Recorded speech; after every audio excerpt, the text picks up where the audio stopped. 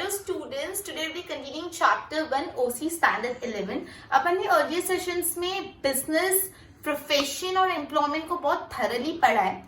अब अपन आज उसका डिफरेंस पढ़ने वाले बिजनेस, प्रोफेशन और एम्प्लॉयमेंट का डिफरेंस बिटवीन. ठीक है, ये बहुत ही इंपॉर्टेंट आंसर है from the point of view of like examination too and from point of view getting a clear understanding about the three of them. तो भी बहुत इंपॉर्टेंट है, तो थोड़ा अटेंटिव रहना. Right, okay.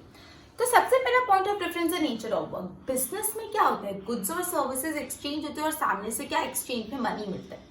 गुड्स और सर्विसेज एक्सचेंज होते हैं और इन एक्सचेंज में क्या मिलता है, मनी मिलता है. मतलब सपोज बिजनेस कर रहे हैं, एक कुर्ती का बिजनेस कर रहा है कोई, तो कुर्ती बेच रहा है, पैसे दे रहा है.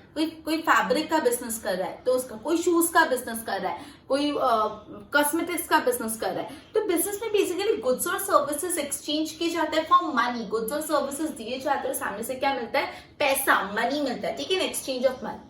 प्रोफेशन में क्या होता है, प्रोफेशन में बेसिकली सर्विसेज रेंडर की जाती है, पर्सनल या तो बिजनेस सर्विसेज रेंडर की जाती है in exchange of fees. In exchange of fees मतलब एक चार्टर्ड अकाउंटेंट है फॉर एग्जांपल, वो सर्विस दे रहा है ऑफ अकाउंटेंसी, आपकी अकाउंटेंसी करके दे रहा है, वो अकाउंटिंग करके दे रहा है, तो अपनी सर्विस दे रहा है अकाउंटिंग की और सामने से क्या चार्ज कर रहा है, फीस. तो बेसिकली प्रोफेशन में बिजनेस सर्विसेज या तो पर्सनल सर्विसेज दी जाती है in exchange of fees. Employment में क्या होता है, performing work as per the rules and contract. Employment में सिर्फ इतना ही नेचर ऑफ वर्क होता है, जो भी कॉन्ट्रैक्ट में लिखा है उस तरीके से काम करो. Performing work as per the rules of contract, contract के हिसाब से आप अपना काम करो. तो जब से सबसे पहला पॉइंट ऑफ डिफरेंस है वो है नेचर ऑफ वर्क. जो सबसे पहला पॉइंट ऑफ डिफरेंस है वो नेचर ऑफ वर्क. तो बेसिकली बिजनेस में गुड्स और सर्विसेज एक्सचेंज किए जाते हैं, रिटर्न ऑफ मनी, पैसा मिलता है. इन प्रोफेशन पर्सनल या तो business services are rendered in exchange of fees. Fees के सामने पर्सनल या बिजनेस सर्विसेज देते हैं. मैंने आपको चार्टर्ड अकाउंटेंट में एग्जांपल भी दिया. और एम्प्लॉयमेंट में सपोज आप कहीं जॉब करे तो सिंपली आप क्या करोगे, आप performing job as per the contract, contract के हिसाब से काम कर रहे हो. Right. Second point of difference है क्वालिफिकेशन. बिजनेस करने के लिए कोई क्वालिफिकेशन नहीं चाहिए. बिजनेस करने के लिए कोई क्वालिफिकेशन नहीं चाहिए. You don't need to be a very educated person to do a business. कोई क्वालिफिकेशन नहीं चाहिए. प्रोफेशन के लिए क्वालिफिकेशन ऑब्वियसली चाहिए. एक चार्टर्ड अकाउंटेंट है तो ही नीड अ प्रोफेशनल क्वालिफिकेशन. एक डॉक्टर है तो डॉक्टर बिना एजुकेशन के, बिना क्वालिफिकेशन के नहीं, but he need a degree of MBBS और एमडी व्हाटएवर. राइट, ठीक है. तो प्रोफेशन के लिए ही नीड एन एजुकेशनल क्वालिफिकेशन चाहिए, साथ ही साथ एक्सपीरियंस, ट्रेनिंग्स, नॉलेज, सब कुछ चाहिए. प्रोफेशनल होने के लिए need a bunch of knowledge in your head. ठीक है, तो क्वालिफिकेशन चाहिए, एजुकेशनल क्वालिफिकेशन चाहिए, नॉलेज चाहिए, एक्सपीरियंस चाहिए, ट्रेनिंग चाहिए to be a profession. Employment में क्या चाहिए, क्वालिफिकेशन चाहिए, but to your nature of job. आपके जॉब में जिस टाइप की नॉलेज होनी चाहिए उतना आपको आना चाहिए. Qualification as per the nature of job. आपका जो भी जॉब है उस जॉब में जो भी क्वालिफिकेशन रिक्वायरमेंट है वैसी रिक्वायरमेंट चाहिए, वैसी क्वालिफिकेशन चाहिए. Qualification as per the nature of job. पहले अपन ने पढ़ा nature, scope of work, nature of work. फिर अपन ने दूसरा पढ़ा क्वालिफिकेशन. बिजनेस में कोई क्वालिफिकेशन नहीं चाहिए. प्रोफेशन में education qualification, experience, knowledge, training सब चाहिए. और एम्प्लॉयमेंट में चाहिए qualification as per the nature of the job, job के हिसाब से. उसके बाद रिवॉर्ड. बिजनेस में रिवॉर्ड होता है प्रॉफिट. बिजनेस में रिवॉर्ड क्या होता है, क्यों हम लोग बिजनेस करते हैं, फॉर प्रॉफिट. प्रोफेशन में रिवॉर्ड होता है फीस. प्रोफेशन में रिवॉर्ड क्या होता है, फीस. एक डॉक्टर, चार्टर्ड अकाउंटेंट, लॉयर, जिसकी भी आप सर्विसेज अवेल कर रहे हो वो सामने से क्या चार्ज करेगा, फीस चार्ज करेगा. तो प्रोफेशन के लिए रिवॉर्ड होता है फीस. और एम्प्लॉयमेंट, अगर आप कहीं जॉब कर रहे हो तो आपके लिए रिवॉर्ड क्या होगा, सैलरी. सैलरी या वेजेस, सिंपल रिवॉर्ड. तो जो भी बिजनेस होता है उसका रिवॉर्ड होता है प्रॉफिट, जो भी एम्प्लॉयमेंट होता है उसका रिवॉर्ड होता है फीस, और जो भी जो प्रोफेशन होता है उसका रिवॉर्ड होता है फीस, और जो एम्प्लॉयमेंट होता है, एम्प्लॉयमेंट में रिवॉर्ड होता है सैलरी या वेजेस. कैपिटल. कैपिटल मतलब क्या, कितना पैसा लगाना पड़ेगा. कैपिटल मतलब एक बिजनेसमैन, एक जिस भी इंसान को, बिजनेसमैन है, प्रोफेशनल या एम्प्लॉयमेंट, कितना पैसा लगाना पड़ेगा. बिजनेसमैन को तो बहुत पैसा लगाना पड़ता है भाई, अगर बिजनेस धंधा चालू करना है पैसा तो लगाना पड़ेगा. तो कैपिटल रिक्वायरमेंट होती है बिजनेस में. प्रोफेशन में भी कैपिटल रिक्वायरमेंट होती है लेकिन कम, कंपैरेटिवली कम होती है. जैसे सपोज एक चार्टर्ड अकाउंटेंट को अपनी ऑफिस खोलनी है तो भी इनिशियली ऑफिस सेटअप करने के लिए और उन सब करने के लिए, थोड़े बहुत क्लाइंट्स आने के लिए, सब के लिए उसको थोड़ा बहुत इन्वेस्टमेंट चाहिए होगा, कैपिटल चाहिए होगा, लेकिन बहुत ज्यादा नहीं. लेकिन बिजनेस करना तो आपको डे वन से पैसा चाहिए होगा एंड तक. गुड्स खरीदो, बेचो, ये कराओ, मार्केटिंग कराओ, ये कराओ, तो उसमें तो पैसा चाहिए. कैपिटल लगाना पड़ेगा। प्रोफेशन में कैपिटल चाहिए बट ओनली इनिशियल स्टेजेस में और कंपैरेटिवली कम। और एम्प्लॉयमेंट में तो कैपिटल चाहिए नहीं। आप कहीं जॉब करने जा रहे हो, आपको अपना पैसा थोड़ा लगाना पड़ेगा। जॉब करने जा रहे हो तो आपको अपने पैसे थोड़ा लगाने पड़ेंगे। तो बेसिकली कोई कैपिटल रिक्वायरमेंट नहीं होती एम्प्लॉयमेंट में, राइट। अपन ने 4 पॉइंट ऑफ डिफरेंसेस पढ़े। पहला पढ़ा nature of work. Nature of work में अपन ने पढ़ा गुड्स और सर्विसेज एक्सचेंज होते हैं फॉर मनी बिजनेस में। प्रोफेशन में पर्सनल या बिजनेस सर्विसेज रेंडर की जाती है इन एक्सचेंज ऑफ फीस। और एम्प्लॉयमेंट में performing work as per the contract. फिर अपन ने पढ़ा qualification. No qualification is required in business. Profession में required education qualification, knowledge, skill, training. और बिजनेस में qualification as per the nature of your work. आपके काम के अनुसार क्वालिफिकेशन चाहिए होगी। रिवॉर्ड, फिर आता है रिवॉर्ड। तो बिजनेस में रिवॉर्ड होता है प्रॉफिट, प्रोफेशन में रिवॉर्ड होता है फीस, और एम्प्लॉयमेंट में रिवॉर्ड होता है सैलरी। फिर अपन ने पढ़ा कैपिटल। तो कैपिटल चाहिए होता है बिजनेस में, प्रोफेशन में लिमिटेड कैपिटल, और एम्प्लॉयमेंट में तो कैपिटल चाहिए नहीं होता। 4 डिफरेंस समझ है, बोर्ड पे ध्यान दो। सबसे पहले nature of work. Business goods and services supply to the customer in exchange of money. यहाँ पे प्रोफेशन में पर्सनल या तो business services are rendered with the discretion in return of fees. Employment, performing work as per the rules and contract. Second point of difference, qualification. So in business, no qualification is required. Profession, educational qualification, training and experience, knowledge are essential. Employment, qualification is required but as per the nature of job. Job के हिसाब से qualification चाहिए. Next, reward.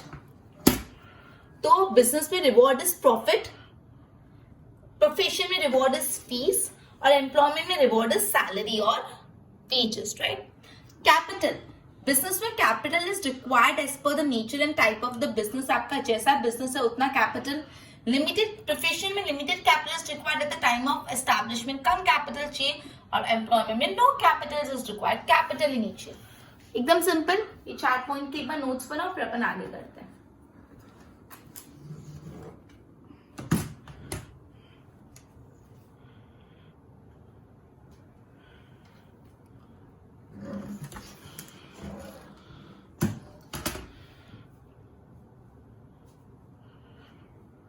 Okay, और 3 और point of differences है जो अभी अपन पढ़ेंगे। 4 पढ़ लिए। 5th one is risk. Business में बहुत रिस्क होती है। बिजनेस में रिस्क होती है अनसर्टेनिटी ऑफ प्रॉफिट, कि क्या पता प्रॉफिट हो कि नहीं हो, कम हो, ज्यादा। सर्टेन नहीं है। सर्टेन मतलब फिक्स होना, अनसर्टेन मतलब फिक्स नहीं होना। तो अनसर्टेनिटी रहता है प्रॉफिट का। रिस्क ऑफ लॉस का ये भी रिस्क होता है, कहीं नुकसान तो नहीं हो जाएगा। रिस्क ऑफ लॉस रहता है बिजनेस में। प्रोफेशन में भी risk of non receipt of payment रहता है। भाई जो भी आपकी फीस है वो रिसिट नहीं हुई तो मिली नहीं, तो भाई कोई चार्टर्ड अकाउंटेंट से सर्विसेज तो अवेल कर ली लेकिन फीस ही नहीं दे रहे। कोई लॉयर से केस तो लड़वा दे लेकिन फीस ही नहीं दे रहे। तो ये रिस्क रहता है नॉन रिसिट ऑफ फीस की, भाई फीस मिले नहीं, उसका रिस्क रहता है प्रोफेशन में। एम्प्लॉयमेंट में रिस्क नहीं रहता, because fix salary fix interval पे आपको मिल जाती है। महीने के अंत में या नेक्स्ट महीने के स्टार्टिंग में, जो भी आपका टाइम डिसाइडेड है, तब आपको एक फिक्स सैलरी और फिक्स इंटरवल पे आपके बैंक अकाउंट में पैसा आ जाता है। तो इसमें रिस्क कम रहता है, राइट, कि भाई पैसा आएगा नहीं, वैसा रिस्क कम है। ठीक है, तो पहला अपने रिस्क पढ़ा। तो बिजनेस में risk, uncertainty of profit and risk of loss रहता है। प्रॉफिट बहुत अनसर्टेन होता है एंड लॉस का रिस्क भी हमेशा रहता है। प्रोफेशन में भी रिस्क रहता है नॉन रिसिट ऑफ पेमेंट की, भाई फीस नहीं मिली उसका डर रहता है। एम्प्लॉयमेंट में कंपैरेटिवली लेस रिस्क होता है, because regular interval of time में रेगुलर अमाउंट मिल जाता है। फिर आ जाता है कोड ऑफ कंडक्ट। अब अपन को पता है कोड ऑफ कंडक्ट, मैंने पता है सिंपल लैंग्वेज में रूल्स और रेगुलेशन माने। बिजनेस को कोड ऑफ कंडक्ट कौन से लगते हैं? जो भी लीगल प्रोविजंस होते हैं वो लगते हैं। जो लॉ में कुछ गवर्नमेंट ने स्पेसिफाइड करे, कुछ लीगल प्रोविजन, जैसे एनवायरमेंटल पोल्यूशन एक्ट के एनवायरमेंट मत करो, ये मत करो, जो लीगल प्रोविजन है वो अप्लाई होते हैं बिजनेस पे। अब प्रोफेशन के कोड ऑफ कंडक्ट बहुत स्पेसिफिक होते हैं, अपन ने ऑलरेडी अर्लियर सेशंस में पढ़ा हुआ है। जो भी प्रोफेशनल्स होते हैं उनको अपने प्रोफेशनल एसोसिएशन के द्वारा दिए गए कोड ऑफ कंडक्ट को फॉलो करना होता है। मैंने आपको बताया सपोज चार्टर्ड अकाउंटेंट है, तो चार्टर्ड अकाउंटेंट का एक प्रोफेशनल एसोसिएशन है, सारे चार्टर्ड अकाउंटेंट उसके मेंबर होंगे और उनके कुछ कोड ऑफ कंडक्ट होंगे कि ऐसे बिहेव करने के, कंडक्ट करने के कुछ कोड, सीओसी जिसको हम रूल्स बोल सकते हैं। तो जो भी प्रोफेशनल एसोसिएशन रूल्स बोलते हैं वो हर चार्टर्ड अकाउंटेंट को फॉलो करना पड़ता है। तो बेसिकली ये मैं चार्टर्ड अकाउंटेंट का example they the, similarly for doctors, lawyers, teachers, ठीक है। तो बेसिकली जो कोड ऑफ कंडक्ट है वो फॉलो करना पड़ता है। Respect code of conduct prescribe by respective professional association, जो भी प्रोफेशनल एसोसिएशन है उसने कोड ऑफ कंडक्ट प्रिस्क्राइब किए वो फॉलो करने पड़ेंगे। उसके बाद कंट्रैक्ट एम्प्लॉयमेंट में क्या होता है, कौन से रूल्स होते हैं, rules that are specified in agreement. अगर अग्रीमेंट में कुछ रूल्स स्पेसिफाई किए तो वो फॉलो करने पड़ेंगे, ठीक है। तो अपन ने 6 पॉइंट किया कोड ऑफ कंडक्ट। तो बेसिकली बिजनेस में कुछ रूल्स फॉलो करते, तो हाँ बिजनेस में लीगल प्रोविजंस जो होते हैं, जो गवर्नमेंट द्वारा लॉ द्वारा लीगल प्रोविजंस फॉलो करने पड़ते हैं। And profession में yes you need to follow the code of conduct which are prescribed by the respective professional association. और employment में you need to follow the rules that are mentioned in the contract. Last one, transfer of ownership. क्या business अपना ownership किसी को दे सकता है? Obviously suppose मैं एक बिजनेस कर रही हूँ, मेरा बिजनेस मुझे किसी और को दे देना है, मेरा बिजनेस मुझे किसी और को देना है, तो मैं बोल दूंगा ठीक है अच्छा मेरा बिजनेस मैं इसको हैंड ओवर कर रहा हूँ, ठीक है। तो ट्रांसफर ऑफ ओनरशिप हो सकता है। ओनरशिप मतलब खुद को ओन करते हैं, जो चीज अपन ओन करते हैं, ओनर अपन है, तो अपन ने अपनी ओनरशिप किसी और को ट्रांसफर कर दी। तो बिजनेस में पॉसिबल है कि आप अपनी ओनरशिप किसी और को ट्रांसफर कर दो। क्या प्रोफेशन में ये चीज पॉसिबल है? अब समझो प्रोफेशन में कभी भी पॉसिबल नहीं है। एक चार्टर्ड अकाउंटेंट है, मैं चार्टर्ड अकाउंटेंट राइट, मैं बोल और मेरी खुद की एक फर्म है, तो मैं बोली मैं मेरी ओनरशिप किसी और को दे रही हूँ जो चार्टर्ड अकाउंटेंट है ही नहीं, ऐसे थोड़ा चलेगा। मैं मेरी फर्म, मेरा नाम, मेरा CA Harshita Rizwani, I can give to someone else. मैं मेरी ओनरशिप, मेरा प्रोफेशन है चार्टर्ड अकाउंटेंसी का, मैं किसी और को ट्रांसफर नहीं कर सकती। तो keep this in your heads, professions कभी भी अपनी ओनरशिप ट्रांसफर नहीं कर सकते। मेरी ऑफिस है, मैंने कहा एक काम करो अब से तुम ले लो, तुम चलाना, ऐसा नहीं कर सकते। ट्रांसफर ऑफ ओनरशिप प्रोफेशन में नहीं पॉसिबल। एंड एम्प्लॉयमेंट, अरे सोचो ना, एम्प्लॉयमेंट में ओनर ही नहीं होता तो ओनरशिप कैसे ट्रांसफर होगी? अपन तो कहीं जॉब कर रहे हैं, अपन उनके ओनर ही नहीं है, तो जब ओनरशिप ही नहीं है तो ट्रांसफर होने का सवाल ही नहीं होता, राइट। लास्ट पॉइंट अपन ने पढ़ा ट्रांसफर ऑफ ओनरशिप। तो transfer of ownership is possible in business, transfer of ownership is not possible in profession, and there is no ownership in case of employment. आपने अभी लास्ट 3 पॉइंट पढ़े। पहला पढ़ा risk, तो बिजनेस में uncertainty of profit रहता है, risk of loss रहता है। प्रोफेशन में भी रिस्क रहता है, नॉन रिसिट ऑफ पेमेंट का। एम्प्लॉयमेंट में रिस्क कम रहता है बिकॉज आपको fix interval of the time में फिक्स पैसा मिल जाता है। कोड ऑफ कंडक्ट में अपन ने पढ़ा था बिजनेस में लीगल प्रोविजन फॉलो करने पड़ते हैं। जो एम्प्लॉयमेंट होता है, सॉरी जो प्रोफेशन होता है, उनको code of conduct prescribe by respective professional association follow करना पड़ता है। और बेसिकली एम्प्लॉयमेंट में they need to follow the rules as I mention in the contract, right. फिर अपन ने पढ़ा ओनरशिप। तो basically transfer of ownership possible है बिजनेस में, ट्रांसफर ऑफ ओनरशिप नहीं पॉसिबल प्रोफेशन में। और उस केस में है ओनरशिप ही नहीं है तो ट्रांसफर की बात ही नहीं आती, करेक्ट। वो पे ध्यान दो। रिस्क, बिजनेस में अनसर्टेनिटी ऑफ प्रॉफिट रहता है, रिस्क ऑफ लॉस रहता है, ठीक है। रिस्क, प्रोफेशन में risk of non receipt of payment रहता है, non receipt of fees. Employment में less risk remain as regular fix salary आपको मिल जाती है। Code of conduct, legal provision follow करने पड़ते हैं बिजनेस में। Code of conduct prescribe by respective professional association follow करना पड़ता है। और employment risk rule specified by the agreement follow करना पड़ता है। ट्रांसफर ऑफ ओनरशिप, बिजनेस में transfer of ownership is possible, profession में transfer of ownership is not possible. कैसे, मैंने आपको बताया। और एम्प्लॉयमेंट में no title of ownership, ownership ही नहीं है तो वो ट्रांसफर का सवाल ही नहीं होता। एक बार इसकी नोट्स बनाओ फिर आगे करते हैं।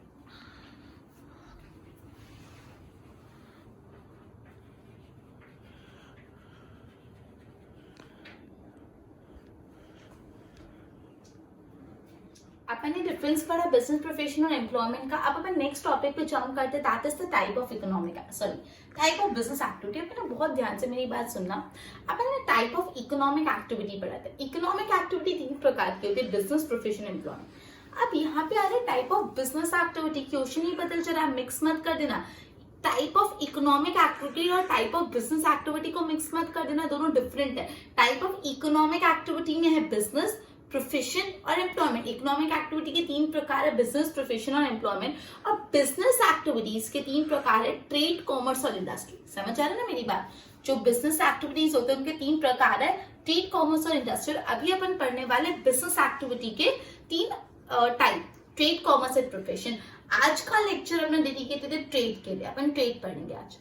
अब सिंपल है, ट्रेडिंग मतलब क्या होता है? एक्सचेंज ऑफ गुड्स और सर्विसेज फॉर गुड्स और सर्विसेज, या तो exchange of goods and services for money with intention to earn profit between 2 parties. Simple. वापस देखो, कुछ नहीं है इसमें। Exchange of goods and services for goods and services मतलब या तो आप क्या कर रहे हो, एक हाथ गुड्स एंड सर्विसेज दे रहे हो, दूसरा हाथ गुड्स एंड सर्विसेज ले लो, मतलब गुड्स और सर्विसेज देके सामने से क्या ले रहे हो, गुड्स एंड सर्विसेज। या तो और दूसरा केस क्या कर रहे हो, आप गुड्स एंड सर्विसेज दे रहे हो और सामने से क्या ले रहे हो, मनी, मनी के टर्म्स में एक्सचेंज कर रहे हो। या तो गुड्स एंड सर्विसेज और गुड्स एंड सर्विसेज एक्सचेंज हो रहे हैं, या तो गुड्स एंड सर्विसेज एक्सचेंज हो रहे हैं for money, with a motive to earn profit. अब ये जो भी एक्टिविटी हो रही है उसका मोटिव क्या होना चाहिए? टू अर्न प्रॉफिट, प्रॉफिट कमाने का मोटिव होना चाहिए। एंड इसमें दो पार्टीज इन्वॉल्व होनी चाहिए, बिटवीन टू पार्टी। हमेशा दो पार्टी हो गई, एक होता खरीदने वाला, दूसरा बेचने वाला, परचेजर एंड सेलर। तो दो पार्टी इन्वॉल्व होनी चाहिए, इसको बोलते हैं ट्रेड। तो ये ट्रेड की डेफिनेशन थी, तो जो है तो बहुत लेंथी, बट अगर दिमाग से लर्न करो तो 2 सेकेंड में लर्न हो जाएगी। वापस समझा लूं, ट्रेड की डेफिनेशन है एक्सचेंज ऑफ कमोडिटी और सर्विसेज फॉर कमोडिटी और services, exchange of commodity or services for commodity or services, or exchange of commodity or services in return of money। पहला commodity and services for commodity and services, with commodity and services for money, with the motive to earn profit, with the motive to earn profit between two parties। profit earn करने का motive है, it is between two parties, इसको बोलते हैं trade। अब इसको explain करते हुए एग्जांपल दिया। फॉर एग्जांपल, एक बुक स्टोर पे आप जा रहे हो, बुक स्टोर पे आप बुक खरीद रहे हो और सामने से पैसे ले रहे हो, पैसे दे रहे हो। तो यहाँ पे बुक के सामने आपने क्या दिया? मनी दिया। तो ये ट्रेडिंग ही हुआ ना, कि मैंने बुक खरीदी और सामने मुझे पैसे देने पड़े, तो ये ट्रेडिंग हुई। दूसरा, अब एक बस में ट्रैवल करना चाहते हो, आप बस की टिकट खरीदो और बस में ट्रैवल कर रहे हो। तो जब आप बस में ट्रैवल करना चाहते हो, बस की टिकट खरीद के ट्रैवल कर रहे हो, तो आपने पैसे दिए और सामने से आपको क्या मिली? बस में ट्रैवल करने की सर्विस मिली। तो यहाँ पे exchange of services against money हो, यहाँ पे आपको बस में ट्रैवल करने की सर्विस अवेल कर रहे हो और सामने से पैसा दे रहे हो। और उसमें जो बुक स्टोर वाला एग्जांपल था, उसमें आप क्या कर रहे थे? बुक गुड्स परचेज कर रहे थे और पैसा दे रहे थे। एकदम सिंपल। आप ट्रेडिंग के कैरेक्टरिस्टिक पढ़ते, तो ट्रेडिंग एक इकोनॉमिक एक्टिविटी, ऑब्वियसली ट्रेड करना मनी इन्वॉल्व है यार, तो इकोनॉमिक एक्टिविटी होनी होगी। ट्रेडिंग कैसी एक्टिविटी है? इकोनॉमिक एक्टिविटी है। ट्रेड में हमेशा दो पार्टीज होते हैं। ट्रेड में हमेशा कितनी पार्टीज होती है? दो पार्टीज होते हैं ट्रेड में। एक होता है purchase and the other one is seller. Trade में हमेशा कितनी पार्टीज होती है? टू पार्टीज होता है। एक होता है purchase and the other one is seller, दो पार्टी होती है।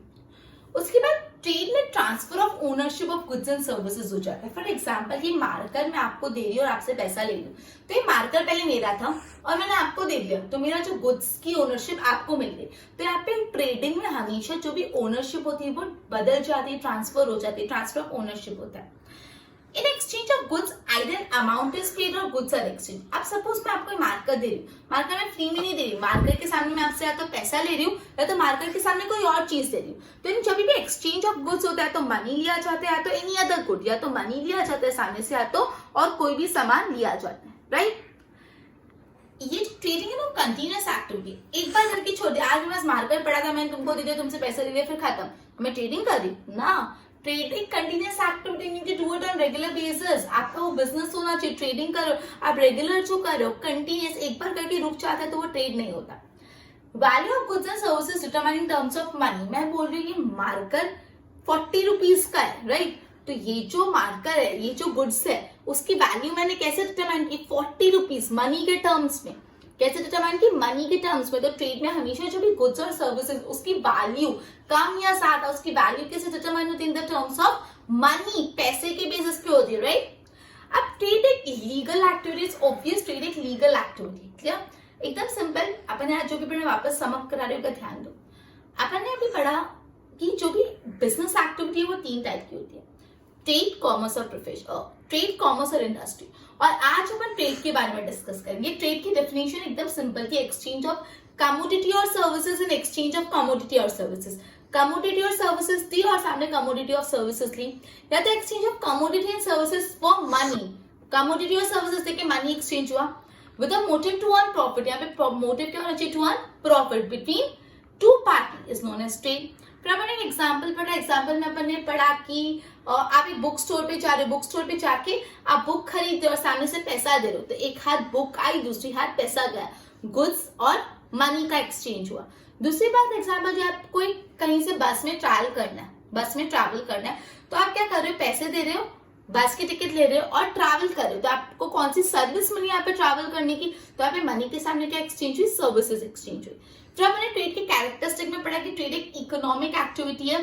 फिर अपन ने पढ़ा ट्रेड में हमेशा दो पार्टीज इन्वॉल्व होनी चाहिए। ट्रेड में हमेशा क्या होना चाहिए? दो पार्टी, होना चाहिए परचेजर और दूसरा होना चाहिए सेलर। अकेले ट्रेडिंग नहीं होती, दो पार्टी होती है, एक बेचने वाला है, खरीदने वाला। फिर ट्रेड में हमेशा एक्सचेंज होना चाहिए, कोई चीज एक्सचेंज नहीं होगी तो ट्रेड कभी नहीं होगा। ट्रांसफर ऑफ ओनरशिप भी होता है। मैंने बोला मार्कर मैंने आपको दे दिया, आप इसके ओनर बन गए, तो हमेशा ट्रेड में ओनरशिप ट्रांसफर हो जाती है। ये जो भी exchange of goods and services होता है, वो तो या तो सामने से एक अमाउंट पे करनी पड़ती है, तो सामने से गुड्स और सर्विसेज पे करना पड़ता है। ट्रेड एक कंटिन्यूस एक्टिविटी, एक बार करके छोड़ नहीं सकते। और जो कि वैल्यू ऑफ गुड्स और सर्विसेज कैसे डिटरमाइन होती है कि गुड्स एंड सर्विसेज की कितनी value determine in terms of money. और उसके बाद एक कैसी एक्टिविटी है, एक लीगल एक्टिविटी है, राइट। खुद पे ध्यान दो। अपन पढ़ते classification of A business activity trade commerce industry में। वापस आपको रिपीट कर रही हूँ, क्लासिफिकेशन ऑफ इकोनॉमिक एक्टिविटी पूछे तो बिजनेस प्रोफेशन और employment, and classification of business activity पूछे तो ट्रेड कॉमर्स प्रोफेशन। अपन पढ़े trade meaning exchange of commodity और services in return of commodity और सर्विसेज, और एक्सचेंज ऑफ कमोडिटी और services in return of money with their motive to earn profit between two person is called trade. Example, purchase a book, pay a book shopkeeper, you will pay money against the purchase. Exchange of commodity is done in return of money. जैसे मैंने बोला, आप एक book store पे जाके book खरीद के पैसे दे रहे हो, तो यहाँ पे एक्सचेंज ऑफ कमोडिटी हुआ इन terms of money, in exchange of money. उसके बाद when you purchase a bus ticket and travel by bus, you get exchange of service for the monetary for the money, ठीक है, in return of money। जब आप बस की ticket लेके travel कर रहे हो तो आपने पैसा दिया और आपको क्या एक्सचेंज में मिला, सर्विस। कैरेक्टरिस्टिक, एक इकोनॉमिक एक्टिविटी है। ट्रेड कैसी activity, economic activity. Two person are involve, दो पर्सन होते, दो पार्टीज होते, एक होता है purchaser and the other one is seller. Exchange is essential, trade में कभी भी एक्सचेंज नहीं हो तो ट्रेड पॉसिबल नहीं है। ट्रेड में हमेशा एक्सचेंज होता है, तो exchange is essential. Transfer of ownership of goods and services, जो भी गुड्स और सर्विसेज की ओनरशिप है वो ट्रांसफर होती है। Transfer of ownership of goods and services. In exchange of goods either an amount is paid और goods are exchange. Exchange of goods में या तो अमाउंट पे किया जाता है, तो गुड्स आर एक्सचेंज। ये कंटिन्यूअस एक्टिविटी, कैसी activity, continuous activity. Value of goods and services determine in terms of money, जो भी आपका गुड्स और सर्विसेज की वैल्यू डिटरमाइन होती है इन टर्म्स ऑफ मनी।